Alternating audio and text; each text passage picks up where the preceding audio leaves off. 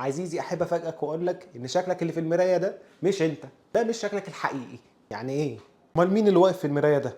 عارف لما بتبقى واقف قدام المرايه وتبقى بتبص لنفسك كده وشايف نفسك زي القمر، وتيجي تتصور صوره تلاقي وشك زي ما يكون عمل حادثه ومعوج وملامحك معكوسه وفي حاجات غلط بتحصل. ايه ده؟ في ايه؟ مين ده؟ انا لسه كنت قدام المرايه وزي القمر. لا لا لا، اكيد الكاميرا فيها مشكله.